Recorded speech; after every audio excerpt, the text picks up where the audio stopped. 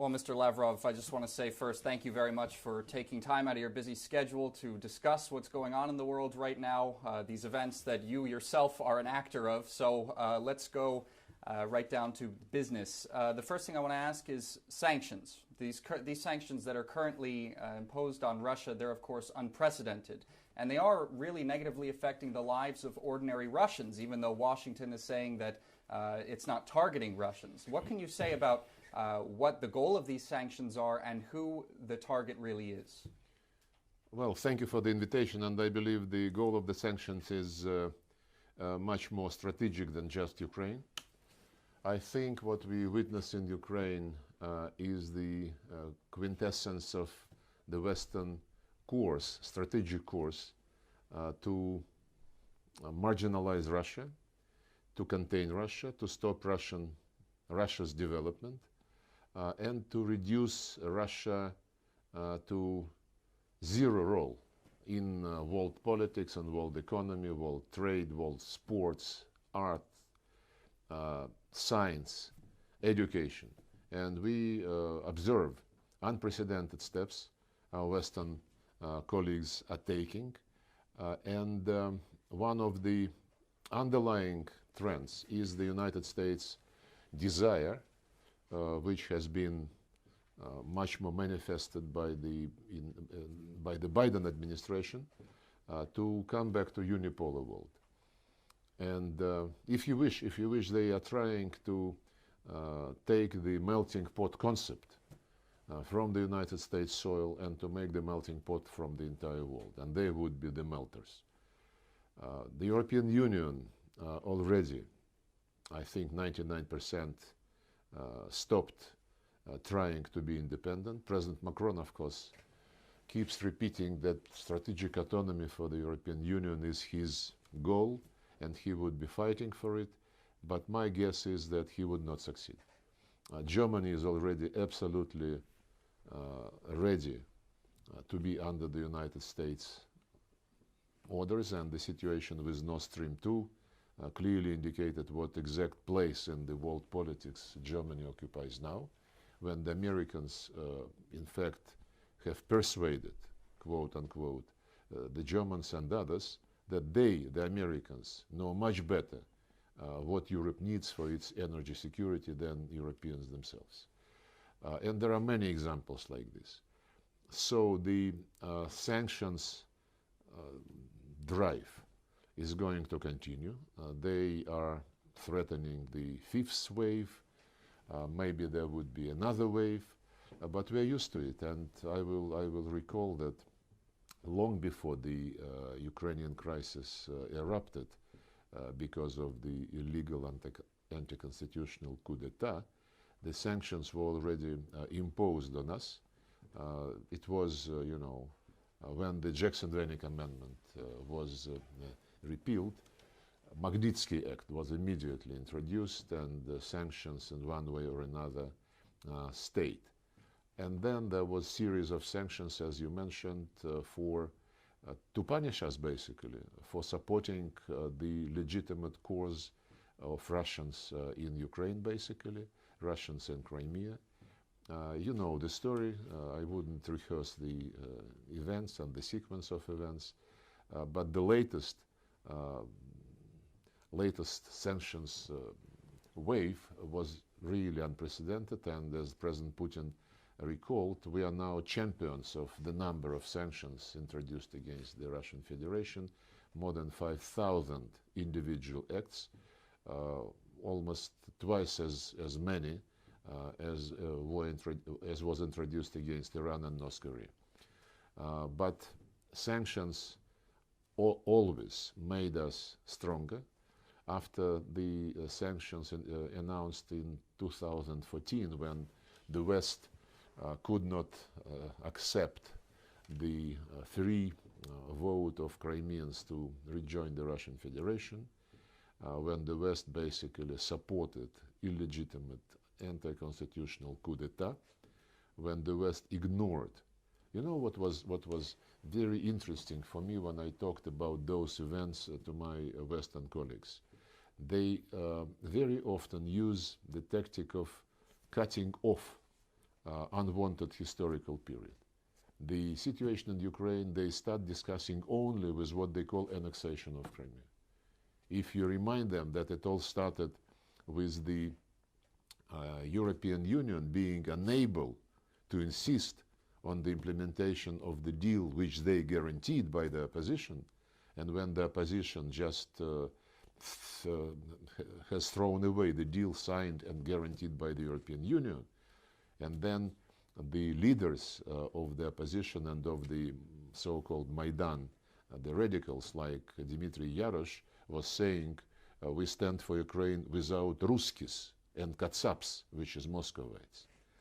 And he publicly stated that if the Russians, well, he said the Russians in Crimea would never think Ukrainian, would never speak Ukrainian, would never glorify the heroes, meaning Bandera and Shukhevich and other collaborators of Hitler, then the Russians must be, and that's why the Russians must be swiped out of Crimea. Actually, this was said a couple of weeks before the Crimeans eventually decided to go to referendum. And these words were accompanied by deeds. They sent armed groups to take control of the Crimean parliament, and that's how it all started. Not to mention the initiative immediately on the first day of this coup d'etat, the putschist introduced initiative to do away with the status of the Russian language in Ukraine, which was in the Ukrainian constitution. So all these instincts were immediately translated into very Russophobic policies. And by the way, the idea that Russians should get out of Ukraine is still very much on the mind of politicians in this country. Oleg Tyagnybok, the leader of the ultra-radical party Svoboda, Freedom, repeatedly says that we must have derussification, as he says, as he calls it, and derussification means that ethnic Russians must not have their own language, history, and identity in Ukraine, and so many similar things. But what is more important for us to understand the current state of play is statements by Zelensky himself. So I said that the ultra-radical called for Russians to be wiped out of Crimea, and President Zelensky in September last year said, if you believe you're a Russian, if you believe you want to be a Russian, and if you want to be friendly with Russia, go to Russia. He said this just a few months ago. So coming back to sanctions, sanctions we will survive. The measures which the president and the government are developing, elaborating, and they're being announced, this is only the beginning of our economy to get adjusted to the new situation. After 2014, as I started to say, we did gain experience to rely upon ourselves. And the biggest lesson from this particular historic period is, unlike what we saw after 2014, that now, if there was any illusion that we can one day rely on our Western partners, this illusion is no longer there. We will have to rely only on ourselves and on our allies who would stay with us. This is the main conclusion for Russia in the context of geopolitics. Mm-hmm. I think it's safe to say that Russian culture specifically has become accustomed to being part of, you might say, a global village of countries that share deep economic ties and enjoy traveling between each other. How do you think these sanctions are going to influence the everyday life of Russians in the long term in relation to that? Well, as I said, the assessment of what is going on, in my view, clearly indicates that what the American wants is a unipolar world, which would be not like a global village, which would be like an American village, and maybe American saloon where, you know, who is the strongest is calling the shots. And I said they are succeeding to mobilize behind themselves and on the basis of their own interests the entire Western world, which is indicative of how independent NATO members and European Union members are, and which is indicative what place the European Union, as I said, would have in the future configuration of the world situation and world system. There are players who would never accept the global village under the American sheriff, and China, India, Brazil, Argentina, Mexico. I am sure these countries do not want to be just in a position when Uncle Sam orders them something and they say, yes, sir. And of course, Russia is not in the category of countries who would be ready to do so. Actually, when the Americans and Western Europeans and others say that Russia was defeated in the General Assembly because vast majority of countries voted against the Russian action in Ukraine, it's misleading.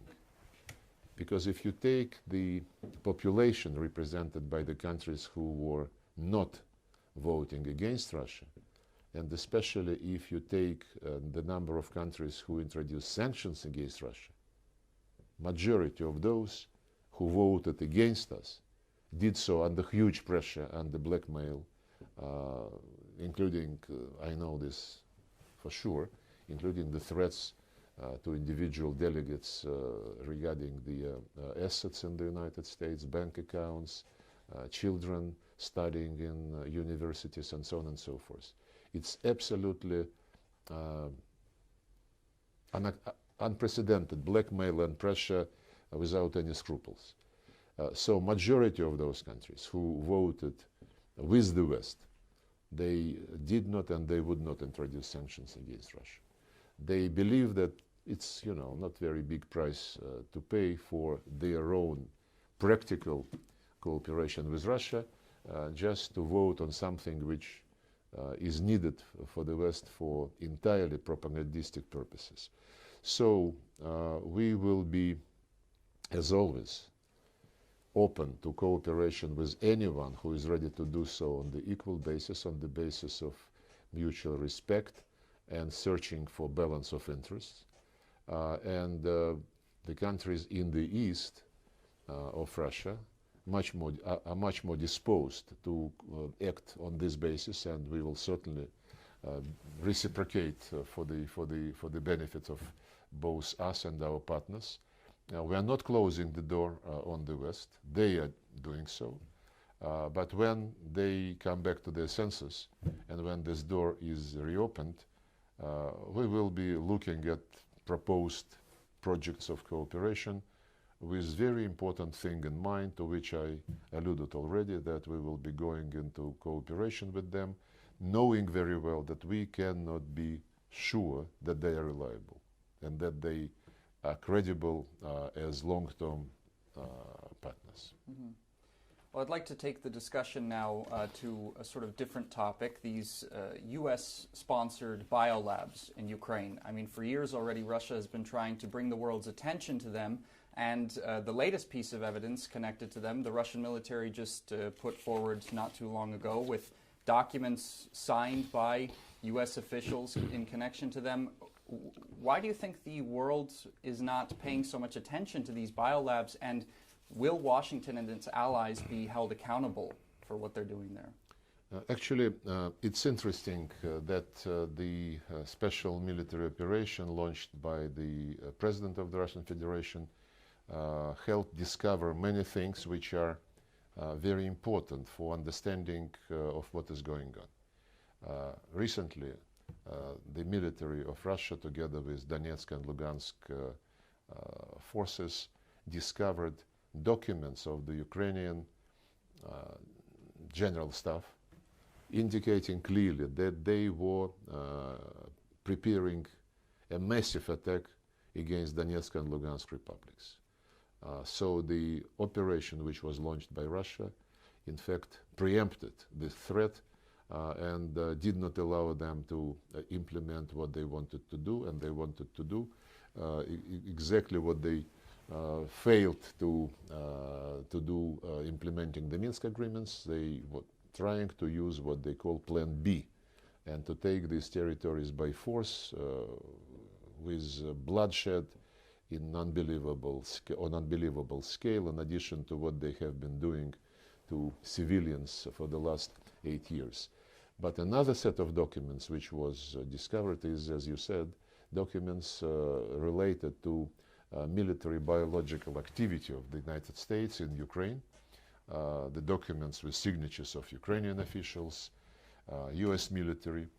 Those laboratories are created, have been created by the United States all over the world, more than 300 laboratories in various countries, many of them on the perimeter of the Russian Federation and the former Soviet republics, including Ukraine.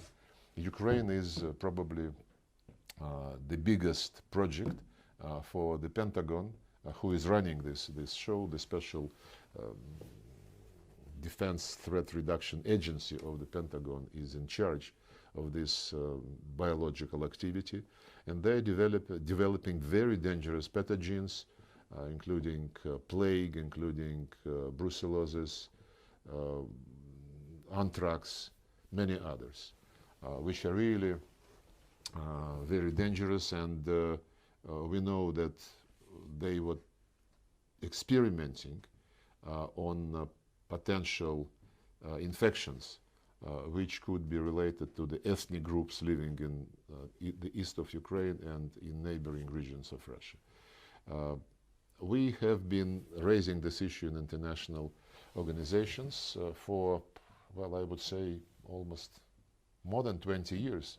In 2001, we suggested that the countries participating in Convention on Prohibition of Biological and Toxin Weapons should develop a verification mechanism which would be transparent, which would be understood by everybody and applied to everybody. Because the convention itself provides for consultations if any participating state has some suspicions or some information which the state would like to clarify, and if these consultations indicate that there is a good reason for some kind of investigation, then investigation is supposed to be launched. But there is no mechanism to investigate, and there is no mechanism which would require each and every country, in response to an address, to provide information and to guarantee transparency of its biological activity anywhere, be it on your own territory or abroad. By the way, the Americans some years ago decided that it is too dangerous to do these things on their own soil. So they moved all these threatening and dangerous activities to other countries, and more they concentrate their research and experiments around the borders of the Russian Federation and China. So we will be insisting on this issue to be picked up by the Biological Weapons Convention, but also by the Security Council, because it's a clear threat to international peace and security. And the meeting of the Security Council initiated by the Russian Federation is taking place on the 18th of March itself. And we will be again emphasizing the importance of negotiating a legally binding protocol to the Convention on Biological Weapons, which would require obligatory transparency measures by any participating state. The Americans, I have no slightest doubt, would be against it, but this position of them is not defendable. I am convinced that more and more countries understand how dangerous these plans are, and we will continue to fight them. Mm-hmm. Well, staying on the topic of Washington's role in all of this, I mean, there's been a lot of talk specifically from Zelensky calling for weapons to come to his country from the West. He's talked about a demand for establishing a no-fly zone over Ukraine, and this is something that Joe Biden just recently again said is not going to happen, because that would lead, no doubt, to outright war between Russia and NATO and the United States. Why do you think Ukraine is so desperately trying to make some sort of scenario like that happen?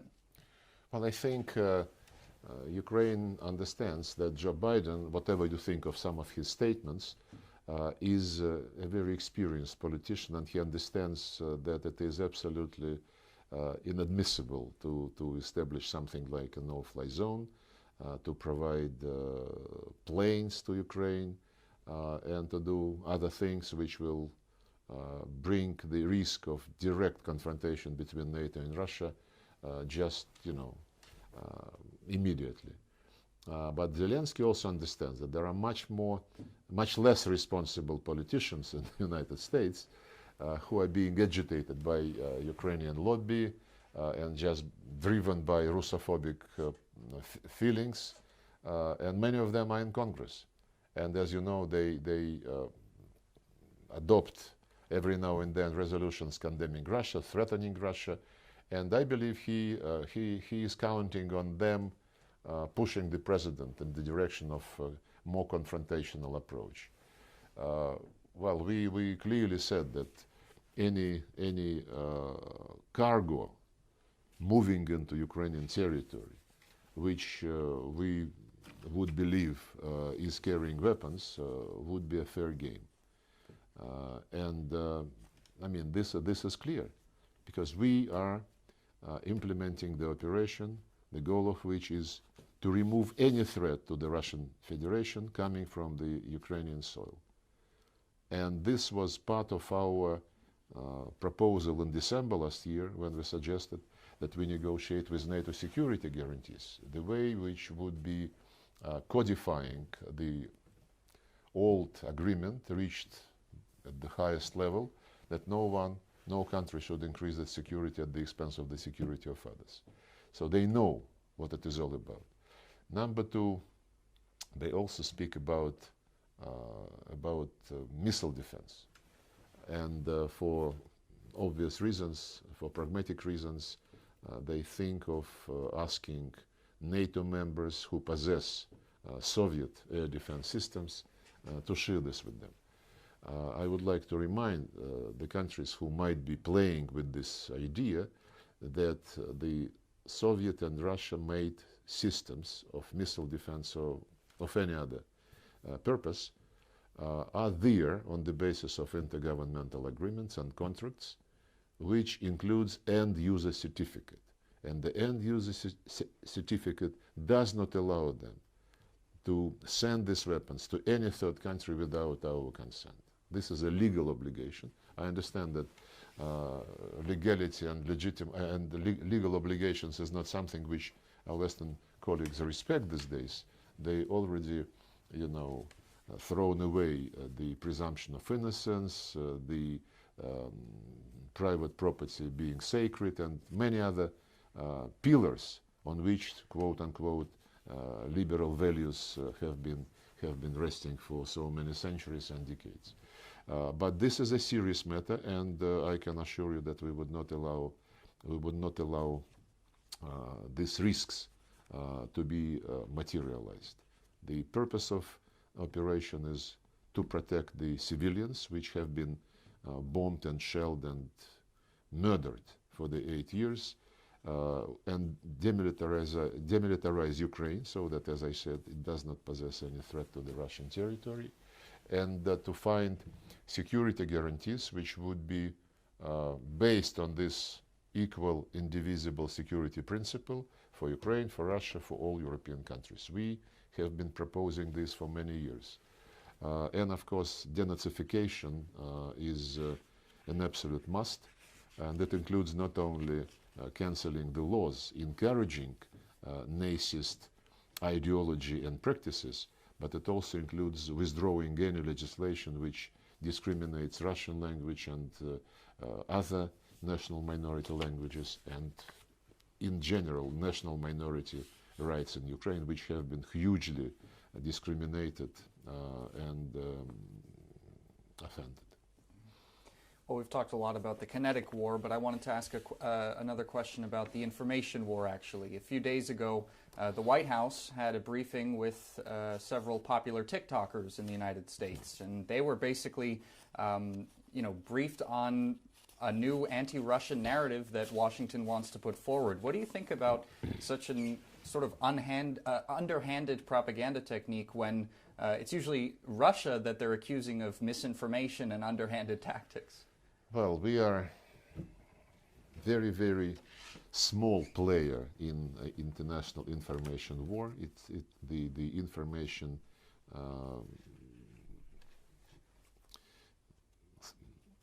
world information is dominated by the media belonging to the Americans, the Brits, Anglo-Saxons in general, and of course the Germans, the French, and others. It's another matter what is the quality of those information outlets. They more and more become, if you take CNN, they prefer to avoid analytical materials, and they more and more concentrate on some reports which would be made of slogans. Russia is an aggressor. Russia is murdering civilians. Russia is abusing sports, and so on and so forth. When they concentrate on TikTok and other resources like this and other platforms, and when they target kids, because TikTok is about young boys and girls, I believe this is an attempt to brainwash them for the rest of their life, and this is indecent and not fair. If you want information competition, if you want competition among media outlets, then there must be some rules. And I would remind you and your viewers that in 1990, when the Soviet Union was living under this new thinking concept and human values, common values for the mankind, the Western colleagues in Organization of Security and Cooperation in Europe, they were pushing very actively and finding support on the Soviet side the series of documents in OSCE on freedom of speech, on access to information, and such documents were endorsed by consensus in Organization for Security and Cooperation in Europe.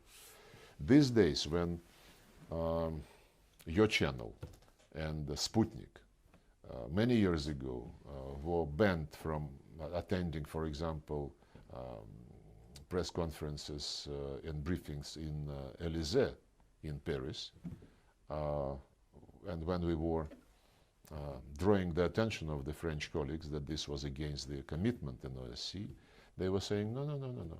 Access to information is applicable only to mass media. And RT and Sputnik, they're not mass media, they're propaganda tools. Another example of abusing the commitments and obligations, when a couple of years ago in London there was a conference on freedom of media in the modern world, we were not even invited. And no Russian media was invited. So we know the manners and the tricks which are being used by the Western countries to manipulate media. We understood long ago that there is no such thing as an independent Western media. If you take the United States, only Fox News is trying to present some alternative point of view. But when you watch other channels, and when you read social networks and internet platforms, when acting president was blocked, as you know, and this censorship continues in very big way, and the substitution of notions, whenever something is happening by the way of mass protests, mass demonstrations, which they don't like, they immediately call it domestic terrorism. So It's a war, and it's a war which involves the methods of information terrorism. There is no doubt about this. The very interesting example was yesterday when Bild newspaper in Germany published a piece saying that myself,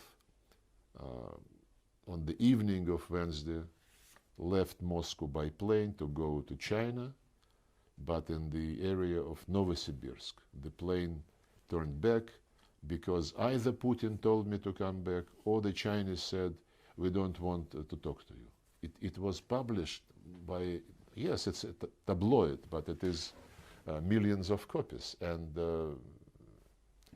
it's a shame that we have these habits being introduced into the information world by our friends, and it is not by incident that Putin said about the existence of the empire of lies. Mm-hmm. Well, just one more question for you, Mr. Lavrov. Of course, this conflict in Ukraine is not going to go on forever. When it does come to an end, what do you foresee as the main challenges in future Russia-Ukraine relations? Well, we never had any issue with the Ukrainian people. I have many Ukrainian friends. The two peoples are very close culturally. Practically all of them speak, and those who don't, they understand the Russian language, culture, common history, way of life, attitude to life, traditions of families and communities. So I hope that when this anomaly is over, this will gradually come back. It will have to be gradual. It cannot come back fast because the efforts of our Western colleagues to make Ukraine a Russophobic and anti-Russian instrument, anti-Russia, as Putin called it, they started long ago. And they are already rather deeply rooted in Ukrainian mentality, especially the young generation, which was born after the demise of the Soviet Union. They have been indoctrinated in a very, very heavy way. And then the efforts were taken systemically to train military officers on the basis of radical Bandera and Shukhevich style methodology. The purpose being to make sure that they would not become friendly to Russia again, and that they would build their nationalism, nationalistic feelings, as the means to strengthen the statehood of their country. But this purpose, the purpose was always to make sure that Russia does not have Ukraine as a friend. It's like Zbigniew Brzezinski in the late 90s, last century. He said, Russia with Ukraine, with a friendly Ukraine next to it, is a superpower. Russia with Ukraine, which is not friendly to Russia, is just a regional player. So this concept is very deeply rooted in the minds of American policymakers. And it will take time to get rid of those negative legacies. Even now, when the armed forces of Ukraine are fighting, trying to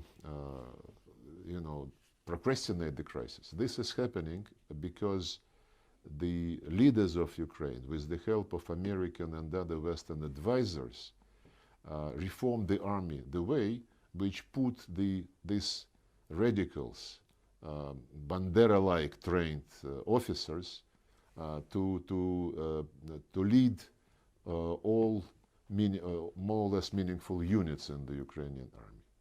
And these people radicalize and terrorize others, especially those who don't believe that this should be the fate of their country. And the way they behave in the cities in Mariupol, the refugees who are coming from Mariupol to Russia in dozens of thousands, they tell their stories. It's really threatening how this kind of people command armed men and women. But I am sure, at the end of the day, the historic closeness of two fraternal nations will certainly prevail.